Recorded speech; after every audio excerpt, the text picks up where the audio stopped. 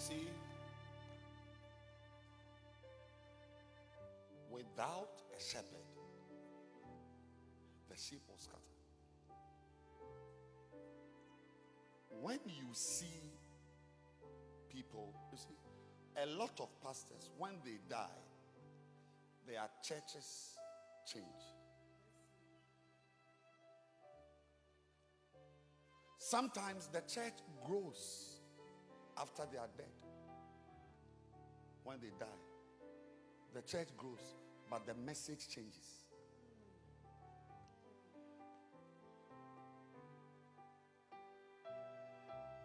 So the members are not scattering, but they are fainting. Some of them, it is both.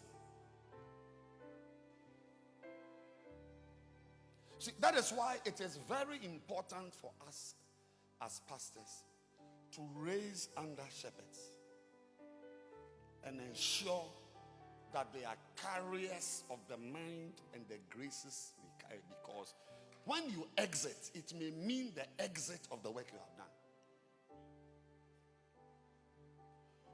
So for those with prudence, who have the future in mind, they move along with sheep who are also being shepherdized.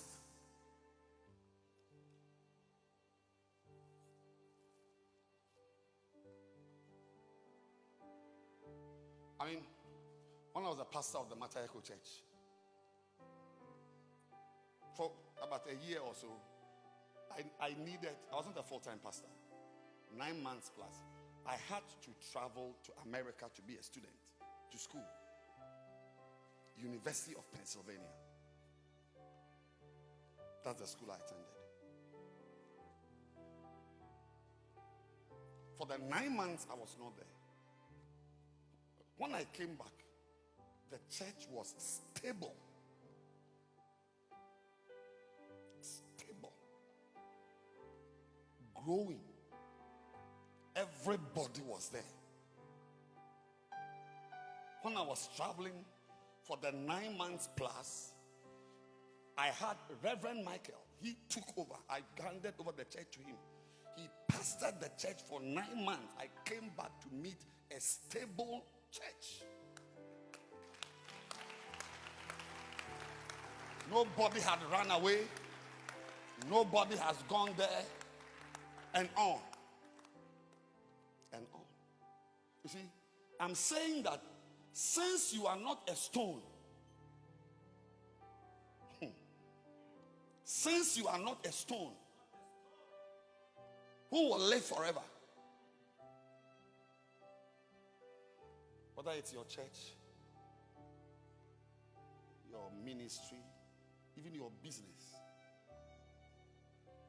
tabletop, shop, factory. Ask yourself, if I collapse right now, and you can collapse, who are you not to collapse?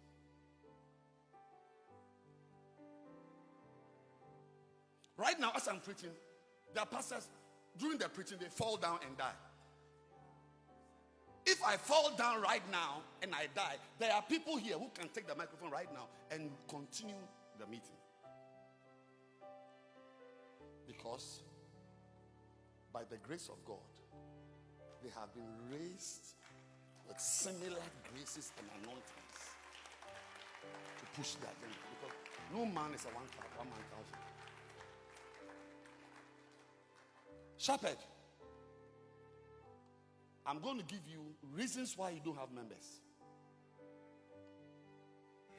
Reasons why you don't have members. I'll teach you. Just 10 minutes and we are going. Because I see people who are hungry here. They need to eat. Because one role of a shepherd is that he prevents scattering.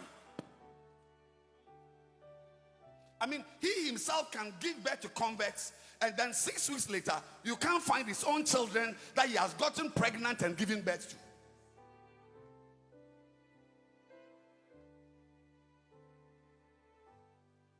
The first way to prevent scattering of your members, the first thing you should do to be someone who's a nidus, around whom the maypole, around whom the children run. If that pole is not there, those 7 children will not be found at that place. Yes. A shepherd is a maypole. You can Google maypole. What school do you go to? Do you know maypole? All right. It's a good school you attended. Unfortunately, sorry. I'm Miss Bishop also. You would have taken you on nicely. How many of you want to prevent scattering? How many of you want people to gather around you? When you are there, they gather. Even when you are not there, because you raised people. Even when you are not there, there's no scattering because your spirit is there. How can I? Who am I to gather people? It's the spirit of Bishop Dagwood Mills. Dalet.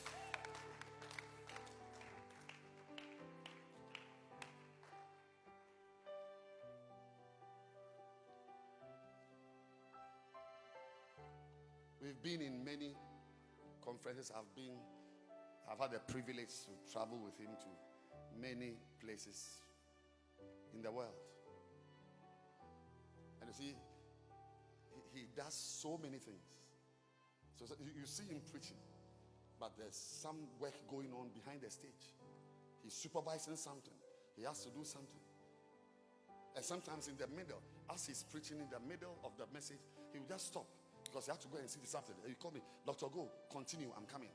And when I take the microphone, I continue.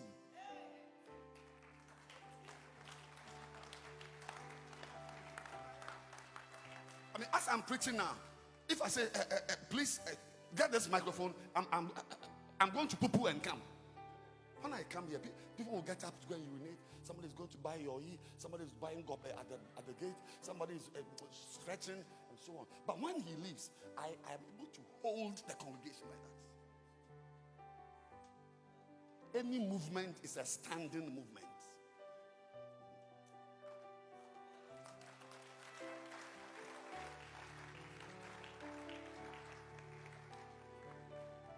How can a pastor prevent scattering? Number 1 is to pray.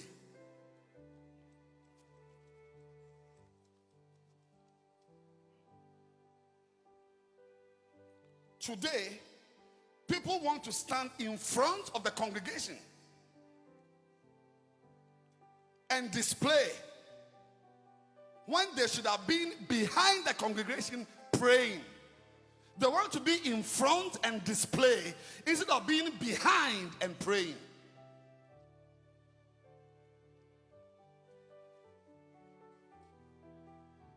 One reason why you can't gather people is that you are not spiritually attractive.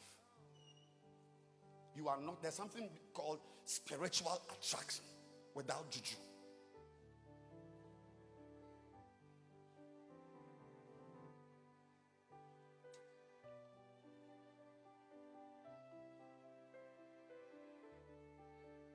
And I'll introduce a book to you. This is the book. If you want to prevent scattering, there's no book in the world that will help you. Apart from beside this book, I can't recommend any book. Transform your pastoral ministry. This book, if you respect its contents, you will be a gatherer of people. Number 1 is that you pray.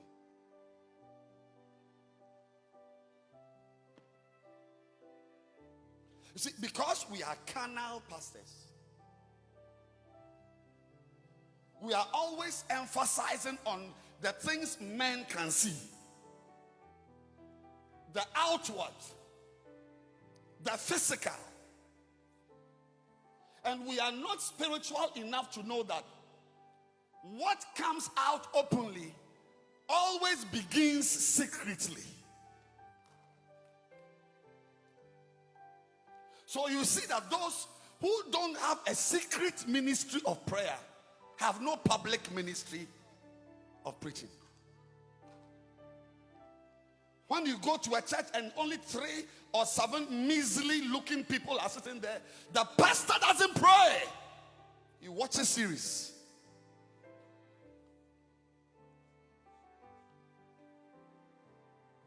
Prayer.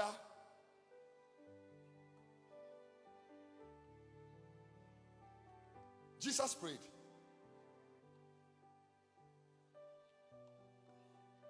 Why every Christian can be a shepherd is that shepherds prevent scattering. And how do shepherds, what is it about a shepherd? What is it? See, I'm teaching by asking questions and answering.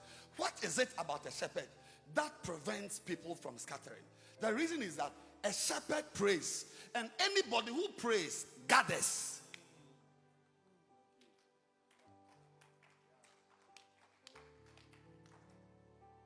You know a pastor doesn't pray when he has an empty church. Because ministry is called the work of God. The work of who? God. And I don't know how you can work for somebody without talking to the person.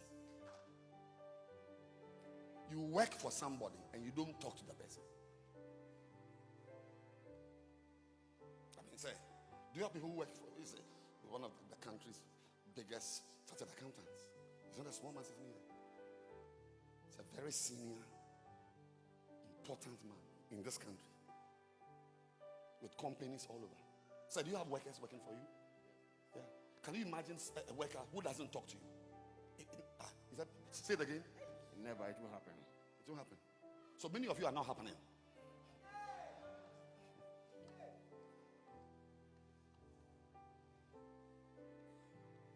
When nothing is happening in your ministry, check your prayer life.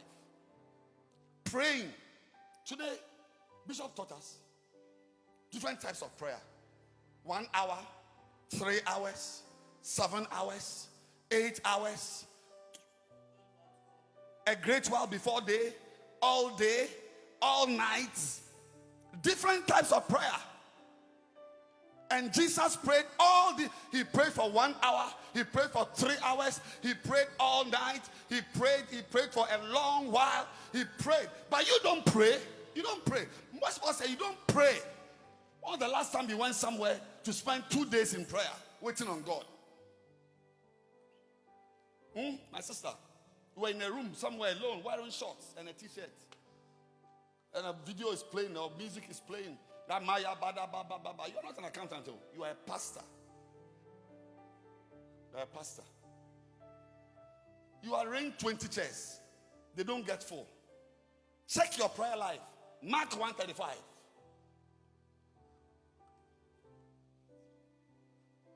It's there on the screen. And in the morning, rising up. That's the first one. That's how to pray. You pray by rising up. If there's no rising up, there's no prayer. Get out of your bed, phlegmatic. I'm like that. I've done almost everything in bed. Studied everything, ministry. But I'm going to realize that I'm growing old. I shouldn't be lying in bed.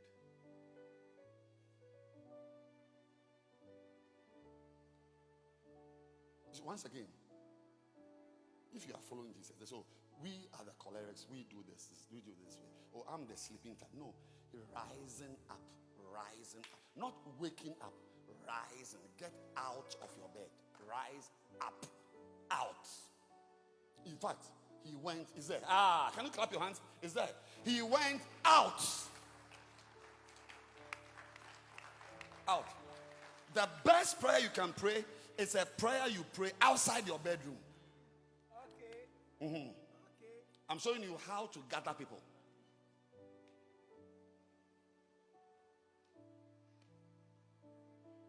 Any prayer you pray where your bed is will not be as powerful as praying in another room because there must be a going out.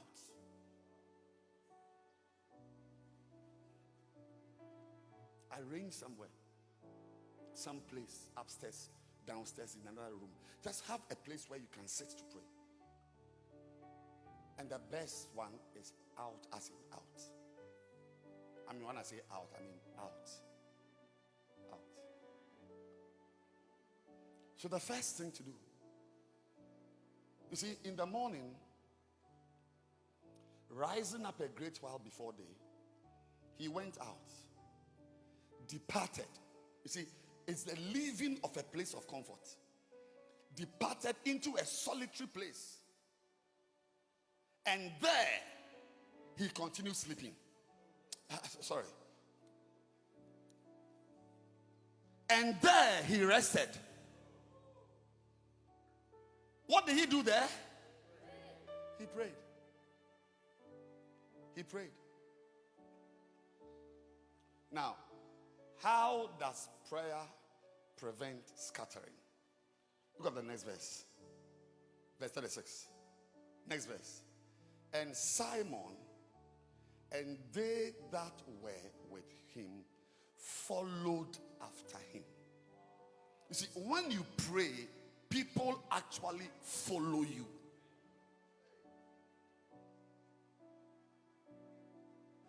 Two things happen. The first is that people actually follow you. When nobody follows you, pastors who have come for this conference without anybody following you, it's a sign that you don't have a certain magnetic arrangement.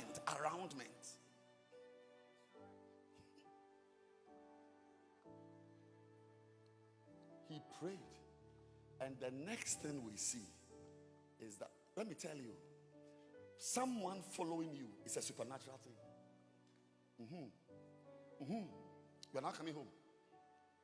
People following you is someone liking you to follow you. She wants to be with you all the time. He wants to be with you all the time. It's a spiritual.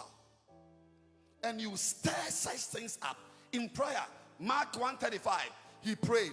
The next verse, and Simon and they that were with him. Plurality. They followed him. So the first thing is that people follow you. May people follow you. Those of you online, may people follow you. May young boys follow you. May young girls follow you. May pastors follow you. May shepherds follow you. May people follow you.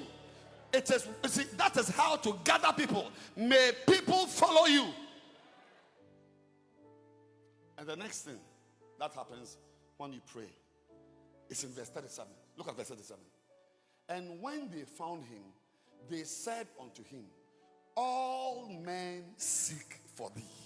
All men seek for thee. I learned this verse this morning. All men seek for thee. So when you pray, not only do people follow you, people actually look for you, look for your meeting to attend. May prayer stir up attraction. May prayer stir up magnetism. May your prayer life cause people to be drawn to you. I said, may prayer and prayer alone. I'm talking about how you prevent scattering as a pastor. It's not by wearing kaftans.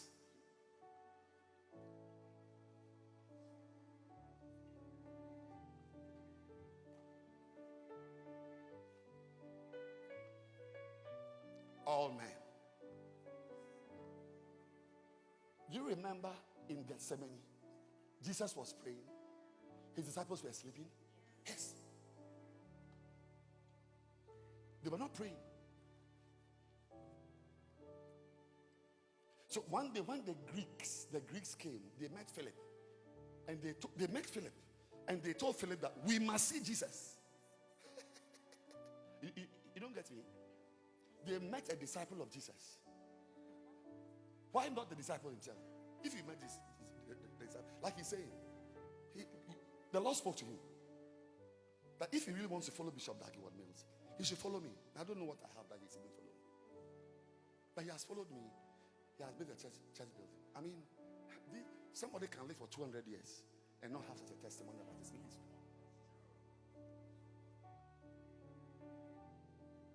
So he came to me. He's ended here. And he's getting whatever he would have gotten. And my father himself is proud of me that can have somebody following me to build the church building.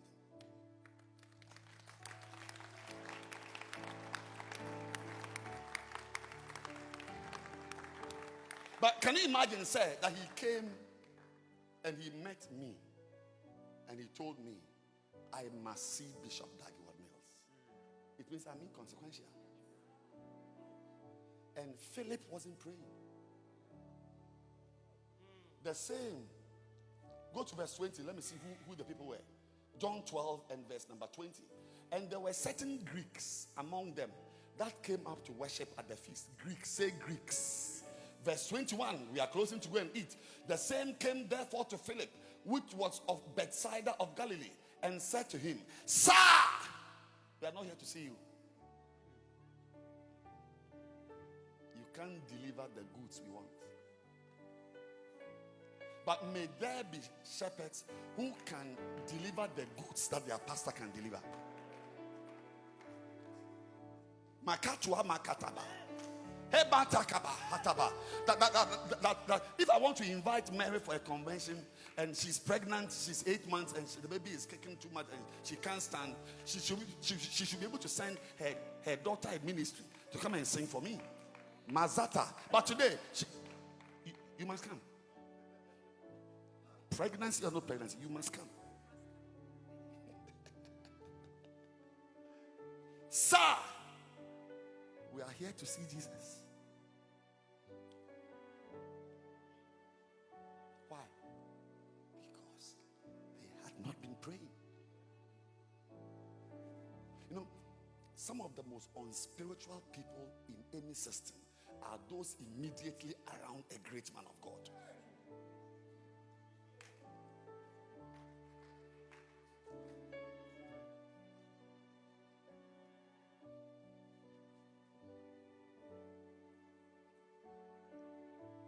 Read their Bibles, they don't pray, they're not spiritual, carnal, ways and means, but all types of undercutting, corner cutting, all type of things. I'm saying that if you remember Matthew 26, they were not praying. He came and said, why are you praying? In fact, then at a point he said, you know something, get these pillows and sleep well. Move to the couch and sleep well. They were not praying. Mommy, it was not only in Gethsemane. It was their lifestyle. They were not praying. So when the Greeks came, they saw Philip, the disciple. They said, you know something? We want to see the main man. May you be the one who will be able to be trusted to deliver what the main man would have delivered. Receive that anointing. That's how to prevent. The work of a shepherd is to pray. Prayer is work.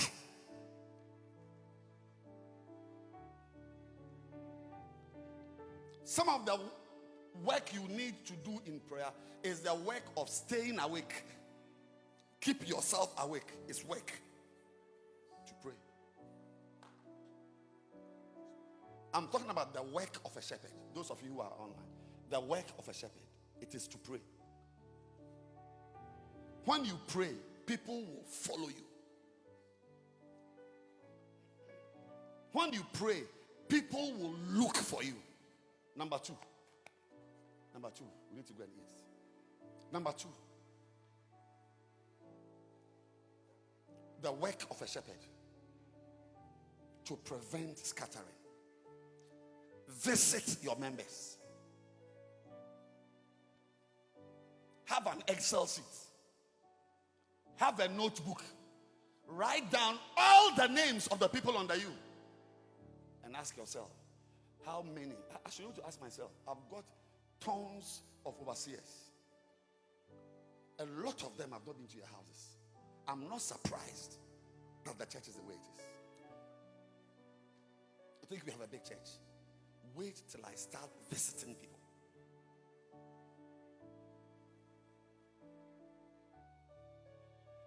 So the people I visit, they are the ones helping me with the conference. Which means I could have had 2 times this conference if I could visit two because there's no fool in town. Maybe you are the fool. There's no fool in town. People give back to you what you give them.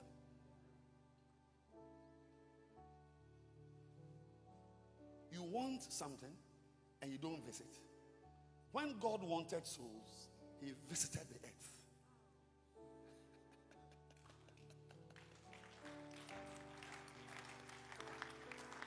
You are a big man in heaven. You don't want to come down. No, he came down. You are too big. Stop it. It's not good for a pastor to be so big. This year, we are in the 9th month. How many of your members have you visited since January? But I'm sure there are some people you have visited 4 times because some local fuel, something will happen there. Yes. I'm sure there are some members. There's a particular guy. If you go to him, you get a cream for your beard to lengthen the beard. Redeemer. You don't want to visit people, and you want people to stand up for you. In the book of Acts, when nobody was bold enough to speak, it was Peter who spoke. And when Peter finished speaking, help me Jesus, 5,000 gathered. I said, when nobody was bold, the Bible says, and Peter, standing up among the 11, spoke and said, men and brethren, what you are looking at is not men who are drunk, but the prophet Joel spoke that in the last days, the Spirit of God, I have goosebumps on me. Mazata kalabazata. Manda, they said, what you are looking at, it's not what you are thinking. Matthew was quiet. Philip was quiet. Nathanael was quiet. The other Judas was quiet. Bartholomew was quiet. John wouldn't speak. But Peter stood up.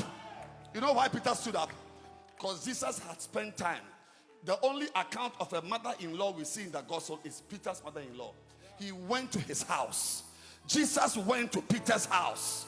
I said, Jesus went. I was going to say, may you went.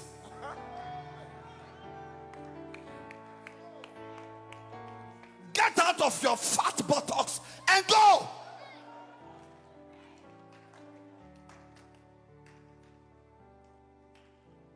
And you dare to demand their commitment.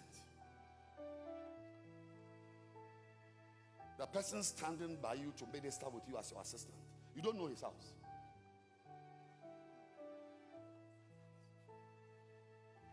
And he's quiet. He's quietly watching you. He's quietly watching you. Because one of the expressions of love is to visit. It's an expression of love.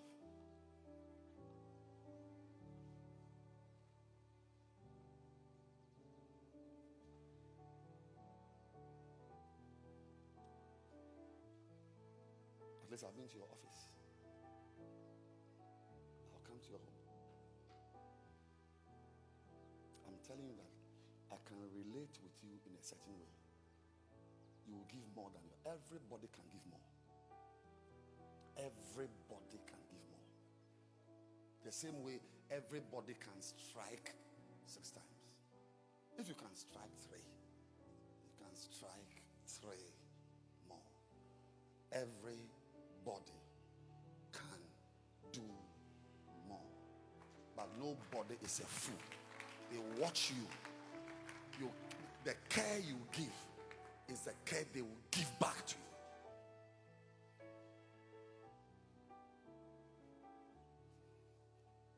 You told a lady you were going to visit her, coming to visit her children. She doesn't have money. A little money she could have spent for some 3 days, whatever. She used it to prepare food. Yes. The pastor is coming home. Prepare food. They sat there until midnight. It didn't appear. Then when she sent a text, you asked whatever. Oh, you didn't come. Oh, I forgot. I'll come next week. It's like flippant. You see, because you are an employee. You are not a son.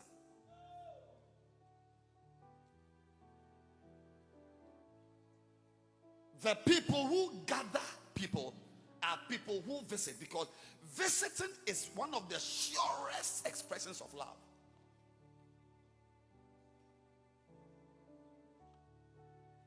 I want the man who can tell me he married a woman without knowing her house.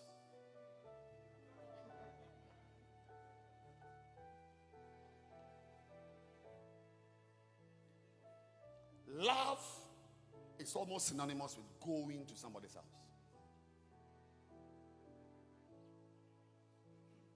Do you know your wife's house? Family house? Her home, where her father raised her? You saw that house before you married her. How many times did you go there? You used to stay in Kolebu. She was in Tema Community 4. After shepherd service in Kolebu, then you go to Tema Community 4. How many times did you go there? Several. You cannot count several. So when there's somebody in your church that you've not gone to the person's house, we know that you're not interested in the person. Thank you.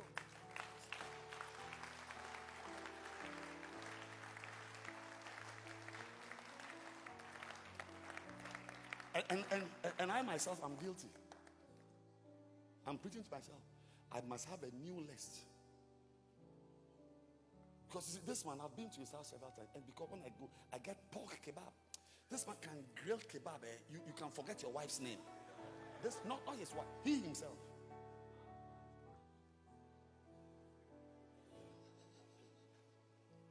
All have sinned. Say, all have sinned. I said, all have sinned. Oh, continue. All have sinned. Yes. Yes. I've even visited her and visited his mother-in-law. I've gone to hospital with him. Hospital with him. He's going to hospital. I follow him. This man is a major pastor in the church. But because he doesn't have pork and doesn't have hair, I don't know where he lives. But I'll come to your house very soon. If there's no pork there, sorry? There will be pork.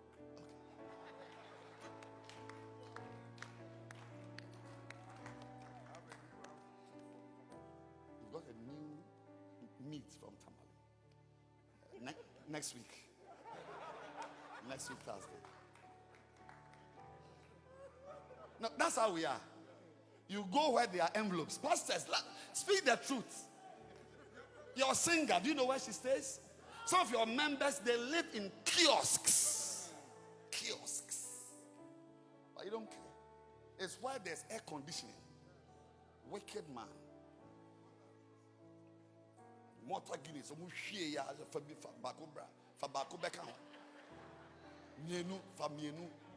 You know you are disgracing yourself in front of a church member. Yes.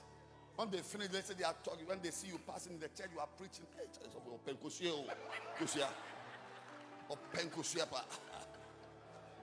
oh, really? Above here,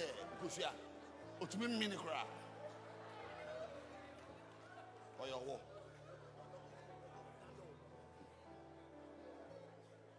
You are preaching at the convention, you are ministering. Then they will say, hey, let's stop that. That's why people, see, like he's saying, I've even forgotten. I'm not surprised. I'm not surprised at what he has done. I'm not surprised. I was surprised till right now.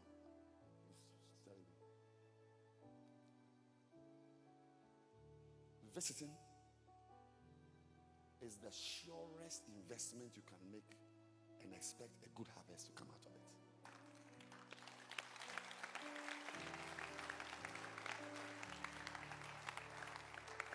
Look, I'm telling you, you have a choir, not so.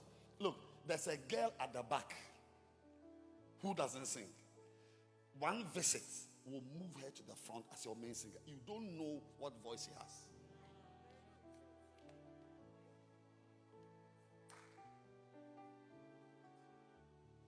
the members, they are not fools. You are the fool. Anytime you think somebody is a fool, it means you are fooling yourself. They are not fools. They see through your smoke screen. They know you don't love them. They know you just want to count numbers. They know you just want to take a picture and put on Facebook. Because if you really cared for them, you go and you know where he's staying. I've not been to your house. I'll come. You watch it.